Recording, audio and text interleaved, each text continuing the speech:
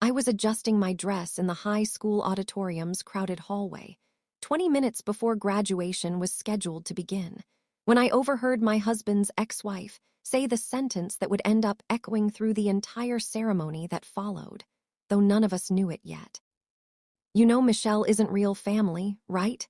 Deborah said to our daughter Sophie, her voice pitched just low enough to seem private, just loud enough that I caught every word from 6 feet away. "Whatever she's done for you, it's not the same as blood. I hope you remember that today of all days." I froze, my hand still on the strap of my dress, watching my 17-year-old stepdaughter's face carefully. 20 minutes later, Sophie walked up to the podium as valedictorian and gave a speech that made it very clear exactly what she thought of her mother's words. 9 years of becoming family. My name is Michelle, and I had been Sophie's stepmother for 9 years by the time of that June 2024 graduation, having married her father, Marcus, in 2015, when Sophie was 8 years old, 2 years after Marcus and Deborah's divorce had finalized. I want to explain, honestly, what those 9 years actually looked like, because Deborah's comment in that hallway represented the culmination of a specific, long-standing pattern rather than an isolated moment of petty cruelty.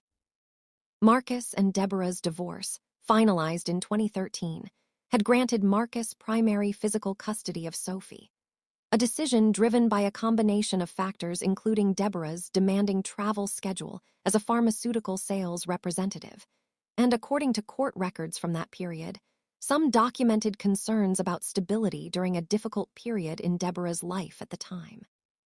Deborah maintained regular visitation and remained genuinely involved in Sophie's life, but the practical, daily texture of parenting, school mornings, homework help, medical appointments, the accumulated thousands of ordinary moments that actually constitute raising a child, fell primarily to Marcus, and once I entered the picture 2 years later, increasingly to me as well. I met Sophie for the first time in early 2014, when she was 7, in the careful, deliberate way Marcus and I had planned together, wanting to introduce me gradually rather than rushing a relationship neither of us wanted to force. By the time Marcus and I married the following year, Sophie and I had built a genuine, warm relationship of our own, not a replacement for her relationship with Deborah, which I always understood and respected as fundamentally different and equally important, but a real, separate bond built across those 2 careful years of gradual introduction. What stepmother actually meant in our house. I want to walk through some specific texture of what those 9 years actually contained, because I think it matters for understanding exactly how much weight Deborah's hallway comment carried, and exactly how thoroughly it contradicted the reality of what our family had actually built. I attended nearly every parent-teacher conference throughout Sophie's education, coordinating carefully with Marcus's work schedule, and when possible, with Deborah's as well, though her travel-heavy job frequently made her attendance at these ordinary, unglamorous school obligations difficult to sustain consistently. I helped Sophie with countless hours of homework across elementary, middle, and high school, developing a particular specialty, by her account, in helping her work through math concepts that had never come easily to her. I sat with Sophie through 2 significant medical situations during those 9 years, a broken arm from a bicycle accident when she was 11, and a more frightening appendicitis scare when she was 14, both times staying overnight at the hospital, coordinating with Marcus's work schedule to ensure one of us was always present. Calling Deborah promptly both times to keep her informed and involved despite the practical reality that I was the one physically present for the bulk of both medical crises. I helped Sophie navigate the particular social difficulties of middle school, sat with her through a genuinely difficult breakup during her junior year, helped her prepare for and eventually complete a demanding college application process that had, by the time of her graduation, resulted in acceptance to a competitive engineering program she would begin that following fall. None of this, I want to be clear, was offered or experienced as some kind of competition with Deborah's role in Sophie's life. I had always been genuinely careful, across those 9 years, to support and encourage Sophie's relationship with her biological mother, never speaking negatively about Deborah in Sophie's presence. Despite some genuine frustrations, I privately carried about Deborah's periodic pattern of minimizing my role in family conversations and holiday gatherings over the years. The pattern before the graduation. Deborah's hallway comment did not emerge from nowhere. I had absorbed, across 9 years, a persistent, if generally more subtle, pattern of Deborah minimizing or outright dismissing my relationship with Sophie whenever the opportunity arose.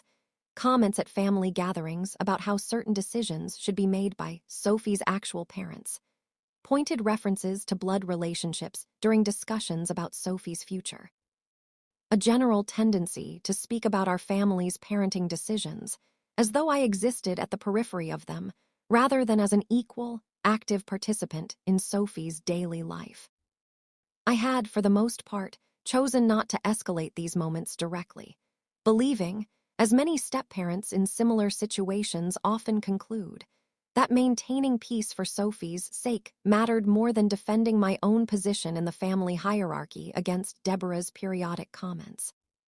Marcus, for his part, had occasionally pushed back directly with Deborah when comments became particularly pointed, but the underlying pattern had persisted, in smaller and larger forms, across most of the 9 years I'd been part of Sophie's life. The graduation itself represented a particularly significant milestone for Deborah to navigate emotionally. Sophie's transition into adulthood arriving alongside the specific, symbolic marking of 18 years of parenting drawing toward its formal conclusion. A milestone that I suspect stirred up genuine, complicated feelings in Deborah about her own relationship with her daughter. Feelings that, on that particular June morning, apparently found their outlet in a comment aimed directly at undermining my place in the family, rather than processing whatever she was actually experiencing more directly. What I overheard. I want to be precise about the exact circumstances of overhearing Deborah's comment, because the timing, occurring roughly 20 minutes before Sophie's own valedictorian speech, a speech Sophie had been working on for weeks, would prove significant to everything that followed.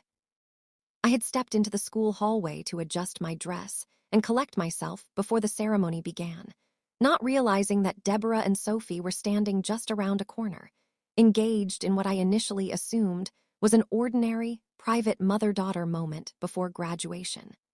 The kind of conversation I would have deliberately avoided intruding upon under normal circumstances. It was Deborah's specific choice of words, pitched at a volume clearly intended for Sophie alone, but carrying just far enough for me to catch every syllable, that stopped me in place. You know Michelle isn't real family, right? Whatever she's done for you, it's not the same as blood. I hope you remember that today of all days. I stood frozen, uncertain whether to make my presence known or to quietly retreat, watching Sophie's face through the narrow gap in the hallway where I could see her without being fully visible myself. Sophie's expression, in that moment, carried a complicated mixture of hurt and something else, a kind of controlled, deliberate composure that I would only fully understand the significance of about 20 minutes later. "Mom," Sophie said, her voice steady in a way that impressed me even in that difficult moment, "I need you to not do this right now. Not today." Deborah, apparently sensing she'd overstepped, but unwilling to fully retreat from what she'd said, offered a brief, unconvincing clarification, something about just wanting Sophie to remember her roots, before the conversation was interrupted by another family member calling everyone toward their seats for the ceremony's start. The valedictorian speech. I want to walk through Sophie's speech itself in some detail, because what happened next became, for everyone present in that auditorium, one of the more genuinely moving moments many of them had witnessed at a high school graduation. Sophie had, in the weeks leading up to graduation, shared drafts of her valedictorian speech with both Marcus and me, a fairly standard address touching on her graduating classes, shared experiences, gratitude toward teachers, and hopeful reflections about the future. Genuinely well-written, but not, in its earlier drafts, centered around family or the specific themes that would eventually emerge in her final delivery. What Sophie actually said that day, once she reached the podium roughly 20 minutes after her mother's hallway comment, departed significantly from those earlier drafts, incorporating new material that, as I would learn afterward, she had composed entirely in her head during those intervening 20 minutes, delivering it, remarkably, without any visible notes for this particular section. "I want to talk for a moment," Sophie said, partway through her prepared remarks, "about what family actually means, because I think it's something my generation understands somewhat differently than generations before us, and I think that's actually a good thing." She went on to describe, without ever directly nomming Deborah or referencing the hallway conversation explicitly, a version of what family had actually looked like in her own life, acknowledging her mother's love and involvement across her childhood, while also, deliberately and clearly, nomming the specific, sustained presence of the woman who showed up for 9 straight years of homework help, hospital visits, and everything in between, not because blood required it, but because she simply chose to. Every single day, without ever once asking for credit. "Family," Sophie continued, her voice carrying a clarity and conviction that silenced what had been, moments before, the ordinary background rustle of a large graduation audience, "isn't just about who you're biologically connected to. It's about who actually shows up, consistently, for the ordinary, unglamorous work of loving you. I've been fortunate enough, in my own life, to have multiple people who fit that description, and I refuse to rank them against each other based on something as arbitrary as genetics. Real family is a verb, not a noun. It's something people do, not just something they are." The reaction. I want to be honest about my own reaction, sitting in that auditorium audience, hearing my stepdaughter deliver those specific words roughly 20 minutes after overhearing her own mother attempt to diminish exactly the relationship Sophie was now publicly, unmistakably affirming. I cried without any attempt to hide it, alongside what appeared to be a significant portion of the auditorium audience, many of whom, I would learn afterward, had their own complicated blended family situations that made Sophie's words resonate considerably beyond our own specific family circumstances.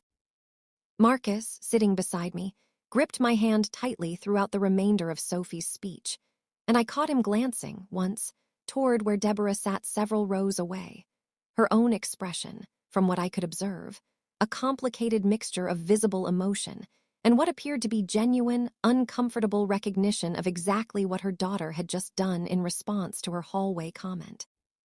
Sophie found me first, after the ceremony concluded, pushing through the crowd of fellow graduates and family members to reach me directly, still in her cap and gown. "I heard what Mom said," she told me, before I could say anything myself. "I wasn't going to let that be the last thing said about our family today." The conversation with Deborah. Deborah approached our family group later that afternoon, during the reception that followed the formal ceremony, her expression carrying a mixture of emotions I found genuinely difficult to fully read. Some combination of embarrassment, defensiveness, and underneath both of those, something that looked considerably more vulnerable.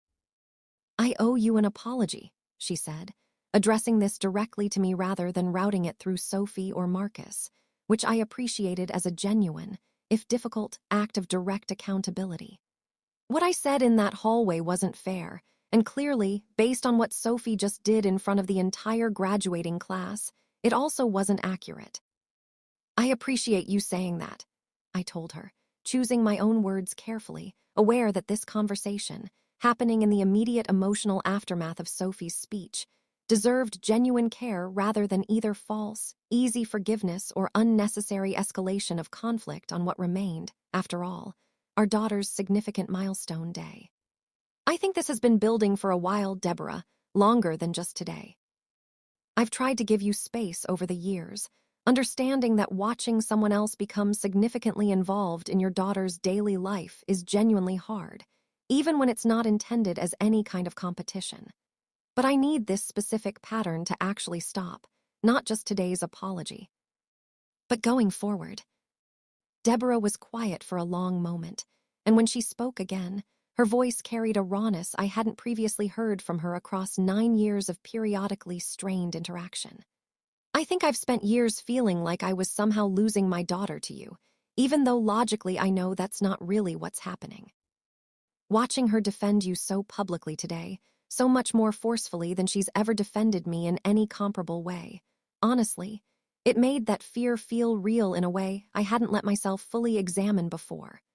I don't think that fear justifies what I said, but I think it's the actual root of it, and I probably need to work through that more honestly than I have been. What changed afterward? I want to be honest that Deborah's graduation day apology, however genuine it felt in the moment, did not instantly transform 9 years of accumulated dynamic into something entirely different overnight. But something did shift, meaningfully, in the months that followed. Deborah began, in small but noticeable ways, adjusting how she spoke about our family's parenting arrangements at gatherings, more consistently acknowledging my role rather than routing conversations exclusively through Marcus or implying decisions belonged solely to Sophie's actual parents. She also, notably, began pursuing her own individual therapy, specifically to work through what she'd named, in that reception conversation, as a long-standing, largely unexamined fear about her position in Sophie's life relative to mine.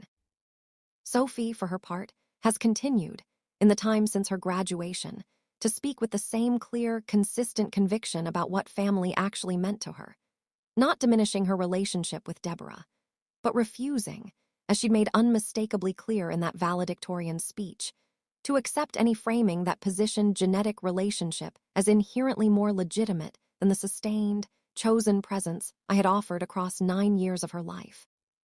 Epilogue. It has been just over a year since that graduation day, and Sophie is now finishing her first year of the engineering program she was accepted into, building the kind of independent, promising future her valedictorian speech had gestured toward that afternoon. My relationship with Deborah remains, even now, genuinely complicated, not fully resolved into easy warmth, but considerably more honest and respectful than the pattern that had characterized much of the preceding 9 years before that specific graduation day, forced a reckoning neither of us had previously found the occasion to have directly. I think often about the particular, almost impossibly dramatic timing of that day, Deborah's comment, overheard by pure accident, followed within 20 minutes by Sophie's own, entirely spontaneous decision to publicly, unmistakably affirm exactly the relationship her mother had just attempted to diminish.